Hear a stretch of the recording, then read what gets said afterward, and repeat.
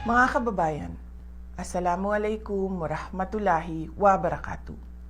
Madayaw ug maayong adlaw kaninyong tanan. Magandang araw sa inyong lahat.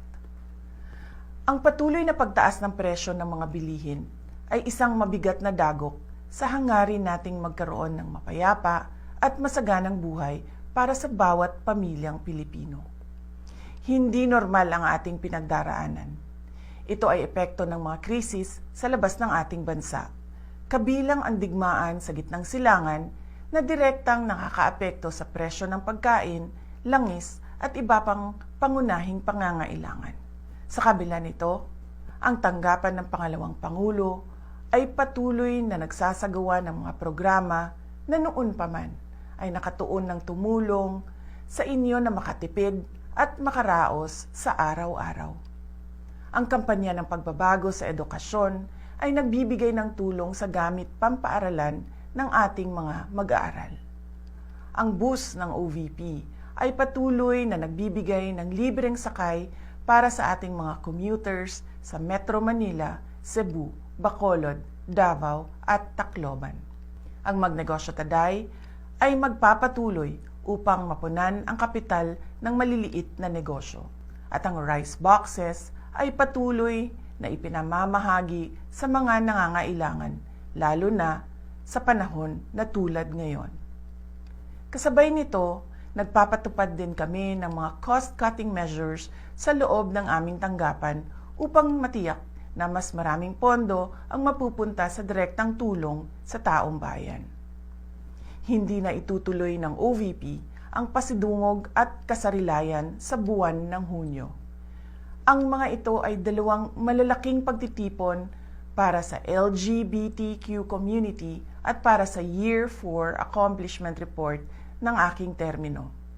Sa halip ay nakalaan sanang pondo para sa mga nasabing aktibidad ay idadagdag na lamang sa budget ng RICE Project.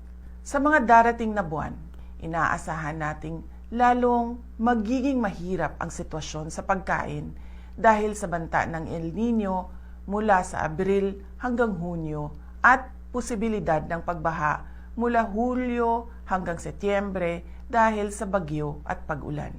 Sa ating pagtitipid, unahin natin ang sapat na pagkain para sa ating pamilya, pagpapagamot sa may sakit at ang edukasyon ng ating mga anak.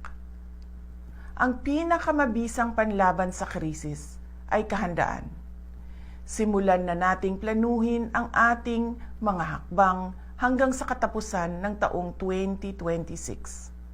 Kasama na ang pagharap sa posibleng pagkawala ng trabaho, patuloy na pagtaas ng presyo ng pagkain, at risk reduction measures laban sa epekto ng matinding init at mga pagbaha sa ating kabuhayan. Maliit man ang tanggapan ng pangalawang Pangulo, makakaasa kayo na bawat isa sa amin ay patuloy na naglilingkod at naghahanap ng paraan upang makatulong sa taong bayan. Tayo ay isang bayang may matibay at malakas na pananampalataya sa Diyos.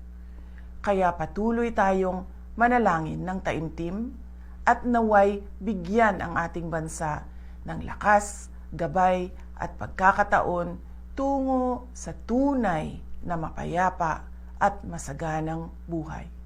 Syukran. For the most trusted source of news and information, visit our website at www.bomboradio.com. Follow us on Bombo Radio mobile app, Facebook, YouTube, TikTok, and X, formerly Twitter. Like, share, and stay connected. Anytime, anywhere.